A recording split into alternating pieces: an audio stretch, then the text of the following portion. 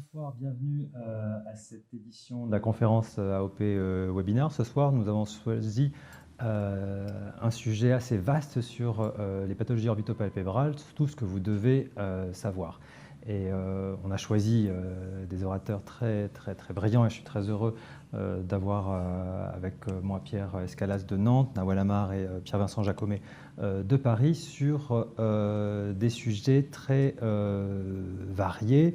Le regard, l'orbitopathie basdovienne et les tumeurs des paupières.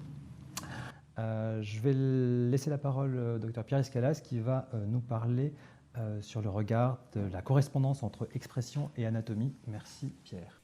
Merci beaucoup déjà Emmanuel pour ton invitation. C'est un plaisir d'être ici et de me donner l'opportunité de parler du regard, qui est un sujet qui me passionne.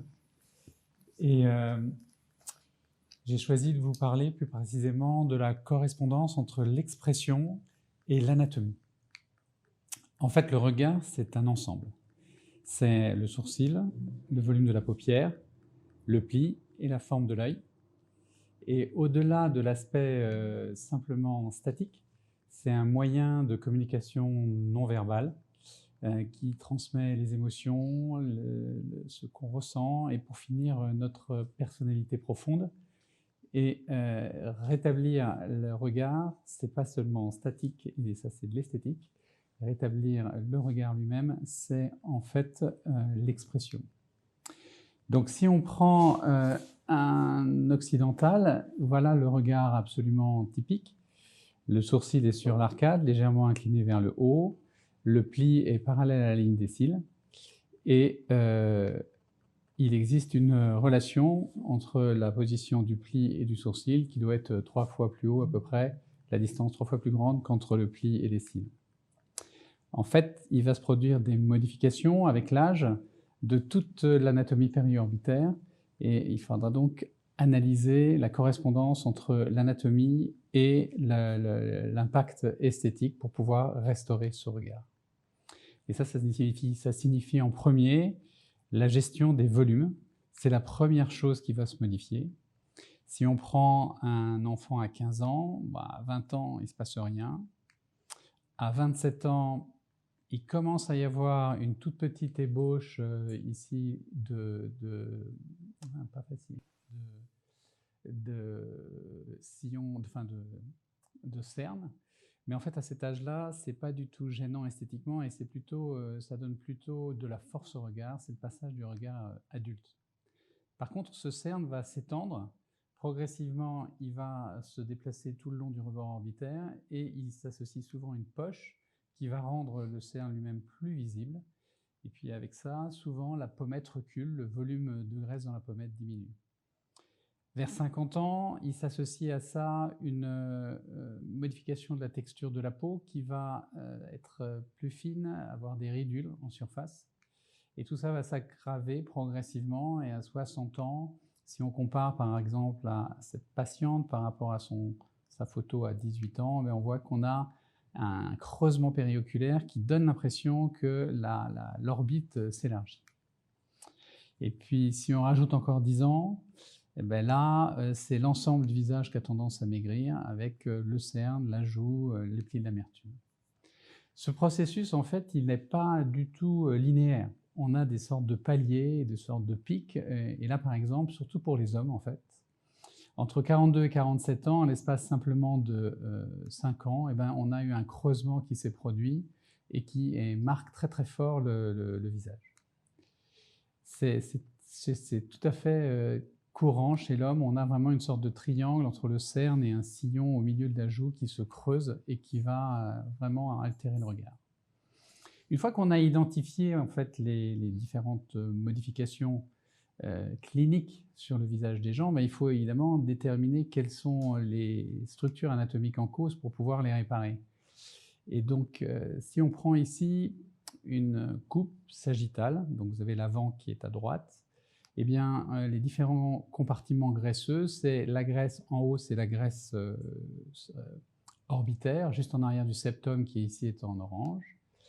Une graisse qui est entre l'os, le septum en arrière et en avant l'orbiculaire, qu'on appelle aussi organe de Charpie ou bien ROOF, rétro-oculo-orbital fat pour les anglo-saxons, et puis la graisse sous-cutanée. En dessous, de la même manière, on va trouver la graisse orbitaire, la graisse sous-orbiculaire, la graisse sous-cutanée. Et donc, pour comprendre ce qui se passe, eh bien, on va voir d'abord des gens chez qui on trouve des déficits. Et là, par exemple, on a un œil très creux. Et ça, c'est parce qu'il existe un déficit à la fois de la graisse rétroseptale, orbitaire, et de la graisse sous-orbiculaire. Ici, au niveau des paupières inférieures, on va avoir un déficit de la graisse sous-orbiculaire et sous-cutanée, juste devant le rebord osseux, c'est le cerne, alors que la graisse avance et est plutôt bombée. Jusqu'à un avenir relativement récent, en fait, il n'y avait pas de moyens chirurgicaux pour corriger les déficits de volume. Et une technique est venue vraiment transformer complètement notre pratique, et c'est vraiment une technique de rupture. C'est la lipostructure ou microgreffe graisseuse qui consiste à remettre du volume sous forme de micro-amas d'adipocytes. Voilà le principe. La graisse est prélevée à l'aide d'une canule qui a des trous de petite taille, c'est pour ça qu'on parle de nano ou de microgreffe.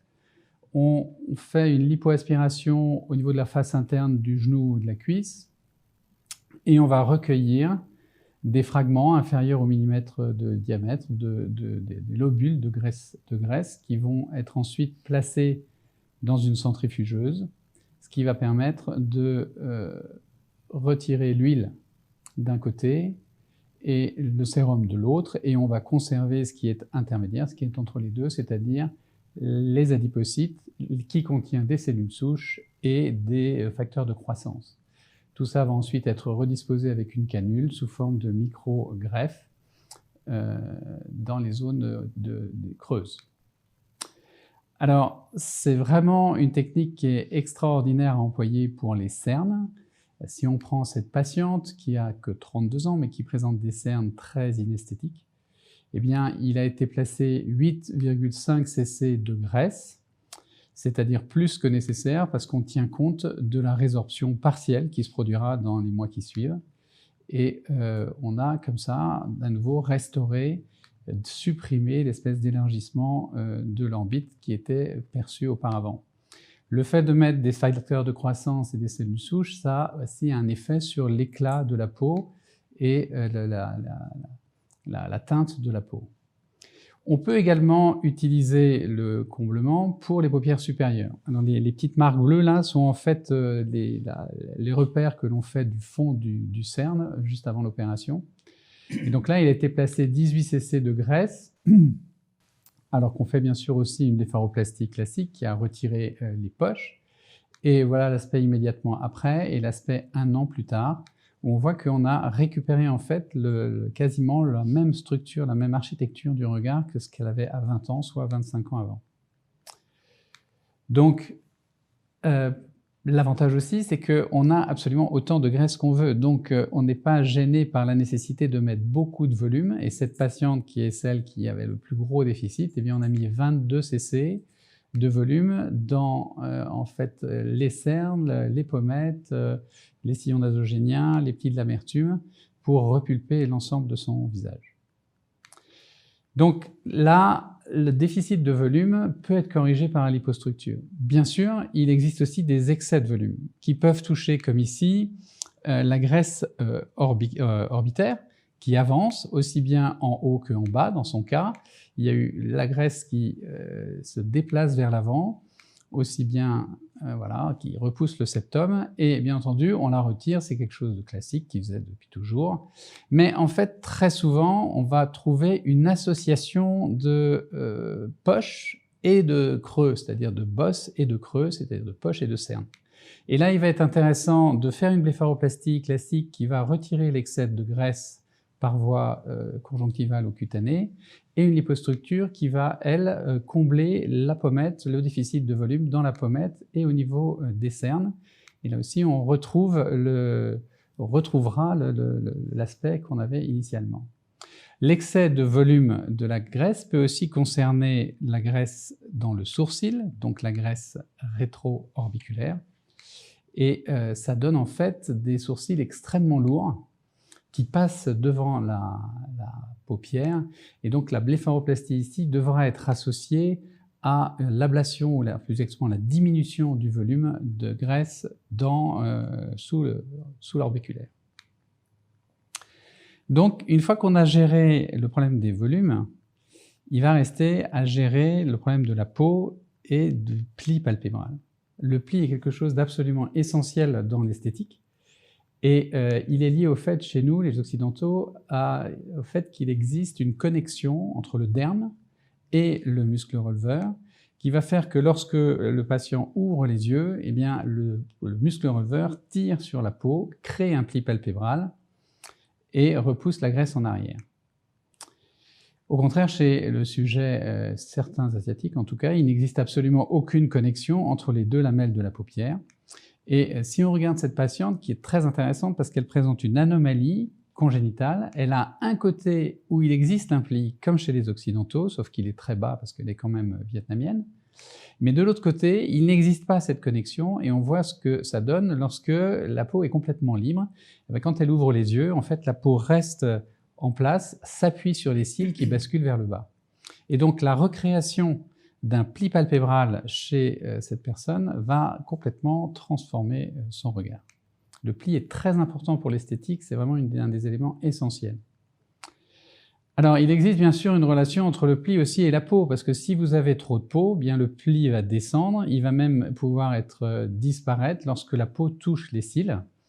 Et ça signifie finalement que pour une blépharoplastie supérieure, on va le plus souvent associer l'ablation de l'excès de peau avec la reposition du pli palpébral, qui permettra de retrouver cette proportion qu'on avait initialement dans le regard classique de l'occidental. C'est particulièrement utile chez les hommes qui souvent ont des sourcils qui sont lourds et qui sont bas. Donc là aussi, cette connexion qu'on fait entre la peau et le muscle releveur permet d'attirer la peau dans l'orbite et de dégager les cils malgré une position du sourcil quasiment au niveau des cils. Le problème de la peau au niveau de la paupière du bas, lui aussi doit être géré, et ça va dépendre en fait de l'existence ou non d'un relâchement du muscle qui est en dessous. Si le muscle est relâché, on est obligé d'inciser la peau, le muscle, de soulever l'ensemble, de retirer l'excès aussi bien de peau que de muscle. Et là, on s'expose au cauchemar du chirurgien esthétique qui aborde la paupière inférieure, qui est le risque d'œil rond et d'ectropion. Donc, très souvent, si on souhaite faire ça, on a besoin de sécuriser le canthus externe en le refixant au périoste du rebord orbitaire externe. Au contraire, si on a simplement un relâchement de la peau sans relâchement musculaire, eh ben, c'est une très bonne indication pour associer à la blépharoplastie qu'on a déjà faite, en fait, l'ablation uniquement de la peau sans retirer de muscles, ce qui nous permet de réduire l'aspect de ridule sans s'exposer à la rétraction et donc à l'œil rond. Le troisième grand volet pour ce qui concerne la restauration du regard, c'est le sourcil. Le sourcil, il y a une relation absolument directe entre le sourcil et la paupière. Vous voyez qu'en remontant le sourcil, cette patiente, en fait, elle découvre complètement ses paupières. Au contraire, en laissant tomber le sourcil, ça passe par devant. Et pour quelqu'un qui a un sourcil bas, un œil enfoncé et un sourcil volumineux, ça ne suffit pas. On ne peut pas dégager les cils simplement en retirant la peau. Donc là, il est intéressant de modifier en fait la position où on va accrocher le derme, c'est-à-dire qu'on s'accroche plus haut sur le muscle releveur, et vous voyez que ça permet de monter le pli et également de repousser la graisse à l'intérieur de l'orbite. C'est ce qu'on a fait par exemple ici, une paupière très, très basse, très lourde, et voilà, on peut souvent s'en sortir comme ça, mais il arrive que les gens aient vraiment des sourcils très très lourds, quasiment descendus devant l'orbite, et là on ne peut pas échapper à la nécessité de soulever directement le sourcil par un abord sus-sourcilier qui horizontalise le sourcil et permet de dégager la ligne des cils. Enfin, le dernier élément dont on doit tenir compte, c'est la forme de l'ouverture palpébrale. En fait, il se produit très souvent avec l'âge un relâchement du muscle releveur, de l'aponévrose du muscle releveur qui fixe le muscle en fait sur la paupière, et ça va se traduire par une chute de la paupière qui s'aplatit, mais aussi une ascension du pli, un creusement. Et ça sera corrigé par, outre la blépharoplastie, un raccourcissement du muscle releveur qui va redonner l'éclat au regard. Donc, pour conclure, en fait, pendant des décennies, et c'est encore le cas pour beaucoup de praticiens aujourd'hui, la blépharoplastie, c'était uniquement l'ablation de l'excès de peau et l'excès de graisse. Mais en fait, on voit bien que si on veut restaurer vraiment le regard, rétablir l'architecture qui était celle lorsque les gens étaient jeunes, en fait, il faut aborder l'ensemble des éléments anatomiques et faire un traitement adapté à chaque cas. Je vous remercie. Merci beaucoup Pierre pour cette très belle présentation. Alors, le chirurgien, il va donc s'occuper de la statique de la paupière, du regard. Et alors, si j'ai bien compris, il y a aussi la dynamique. Est-ce que ça veut dire qu'après la chirurgie, il faut réapprendre, ou que le médecin ou le chirurgien réapprenne ou indique à son patient qu'il va falloir qu'il modifie éventuellement sa dynamique du regard? Ben non, au contraire, en fait, le fait qu'on lui rétablisse une anatomie normale va supprimer des réflexes que le patient avait. Par exemple, s'il a trop de peau, il a tendance à contracter le front pour soulever ses sourcils et dégager ses cils. Donc il y a plutôt des réflexes compensateurs qui disparaissent pour justement revenir à une manière plus naturelle de regarder les gens, de se connecter, de communiquer avec les autres. Est-ce que c'est quelque chose qu'on leur explique? Effectivement, ils se sont adaptés à leur ancien regard, il faut qu'ils s'adaptent à leur nouveau regard après l'intervention, après les interventions? Alors effectivement, c'est un sujet qu'il faut aborder. Est-ce que les gens souhaitent revenir comme ils étaient avant? Et c'est très important d'observer les photos anciennes. Ou bien est-ce qu'ils veulent une transformation? C'est rare que les gens souhaitent une transformation. Le plus souvent, ils sont très contents de revenir comme ils étaient auparavant, ils se reconnaissent. Certains préfèrent changer. Par exemple, il y a des gens qui aiment les yeux creux, alors que classiquement, le creusement périoculaire, ça vieillit.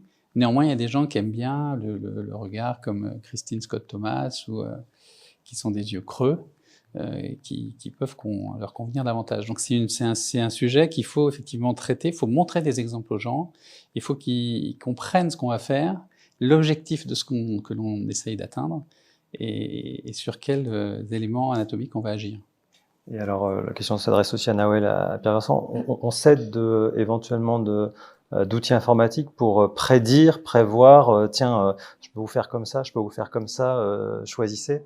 Il y a des logiciels, oui. Il y a des logiciels qui permettent d'augmenter les volumes ou d'adapter les volumes qui sont en train de sortir. Et probablement dans le futur, on pourra être amené à les utiliser pour montrer au patient ou à la patiente le résultat qu'on peut obtenir de façon numérique. Après, bien sûr que entre ce qui est montré informatiquement et la réalité, il y a quand même toute une si je peux me permettre, en fait, le problème, c'est qu'on agit sur des toutes petites dimensions, si je puis dire. En fait, si vous voyez quelqu'un qui vient et qui est triste, ou quelqu'un qui est gai, vous allez vous en rendre compte tout de suite. Mais si on vous met les deux photos côte à côte et que vous vous demande qu'est-ce qui a changé exactement, est-ce qu'il y a quelque chose que vous pouvez mesurer qui est différent, vous n'y arriverez pas. La capacité du cerveau à analyser un visage est tellement fine que ça se joue à rien, un quart de millimètre par exemple sur une ouverture palpébrale, ça se remarque. Une très légère modification de la forme, ça se remarque. Donc c'est des petites contractions musculaires qui changent très très légèrement les choses, qui ont un gros impact. Et de la même manière, la chirurgie, même des toutes petites modifications, ça va avoir un impact important. Et c'est pour ça que la chirurgie est passionnante, et c'est aussi pour ça qu'elle est difficile. Mais c'est le patient qui va remarquer quelque chose, et le docteur lui va remarquer autre chose, et il faut essayer de Ils viennent pour une demande, en général, je viens pour mes paupières, et c'est vrai qu'avant d'analyser, je demande aux patients qu'est-ce qui vous dérange. Quand ils viennent pour une chirurgie, je vois bien consultation paupières, qu'est-ce qui vous dérange? Eh ben, je viens pour mes paupières qui tombent, et ils comprennent pas forcément est-ce que c'est une blépharoplastie qu'on va faire, est-ce que c'est un excès de peau, est-ce que c'est la paupière qui tombe, est-ce que c'est un ptosis? Donc l'idée, en fait, c'est de leur expliquer qu'on va restaurer le regard. Moi, je préfère pas vraiment changer un regard, sauf s'il a une anomalie comme un ptosis, des canthus qui sont en tombant. Mais l'idée, c'est vraiment de leur restaurer un regard. Et donc, c'est vrai que le logiciel, on ne l'a pas. Moi, en pratique, je ne l'ai pas. En pratique, je travaille plus sur d'anciennes photos s'il y a un doute sur la restauration du regard ou l'explication. Et puis, effectivement, mais les demandes, ça peut être, j'ai envie d'avoir l'air moins endormi, moins triste. Et le regard est très important dans un visage. Le patient va venir, tiens, docteur, ma paupière inférieure, ça va pas du tout. Et puis, tu vas lui dire, ah mais si, ça va très bien. Par contre, votre paupière supérieure, elle est très moche. Des fois, ils viennent pour une demande, on pense voir des énormes poches et ils nous parlent de la petite paupière du haut. Donc, c'est vrai que c'est délicat. Et après, je demande un peu gentiment, après une petite conversation, est-ce que je peux analyser votre regard? Et c'est comme ça que je peux éventuellement mettre le doigt sur tel ou tel vieillissement. On peut être surpris par la demande. C'est important d'avoir, avec ce que tu disais, Nawel, d'avoir l'avis du patient. Parce que parfois, vous voyez un patient, vous pensez que il va vous demander une prise en charge de son ptosis. Souvent, c'est dans le cas de ptosis, un ptosis unilatéral, et vous avez une contraction de l'autre côté, et vous le demandez, si on vous divise en deux, quel côté vous préférez. Et vous pouvez être surpris de la décision du patient qui va préférer le côté ptosé. Alors, c'est à vous d'adapter le résultat, parce que c'est pas forcément les critères que nous, on voit d'un point de vue oculoplastie, sont pas forcément la demande du patient. Pierre, une dernière question sur le gonflement. Alors, tu nous as présenté la lipostructure, complexe, pas complexe. Comment on fait la part des choses entre les gonflements avec les fillers, c'est tout ce qui existe depuis quelques années, et puis ces techniques de lipostructure, est-ce qu'elles s'associent? Est-ce que c'est l'une ou l'autre? C'est une bonne question, parce qu'en fait, la grosse différence entre les fillers et la lipostructure, c'est que la lipostructure, vous allez avoir une partie du volume qui va diminuer avec le temps. Donc, il faut surcorriger. C'est toute la difficulté. Savoir sa technique. Sa technique va conditionner un certain taux de résorption. Donc, on a besoin d'une learning curve. On a besoin d'expérience pour que la technique soit adaptée au volume. Et au contraire, les fillers permettent d'être extrêmement précis au moment où on injecte. Par contre, quand les fillers ont été mis, on sait que le volume va diminuer progressivement, et du coup, si on veut faire une lipostructure derrière, c'est compliqué, particulièrement dans les cernes où on est très sensible à de toutes petites variations de volume. Donc là, on peut éventuellement utiliser de la hyaluronidase pour se débarrasser du filler, ou bien attendre longtemps, ou bien expliquer aux gens que on sera moins précis sur les volumes, parce qu'il restera une partie de l'acide hyaluronique qui disparaîtra avec le temps.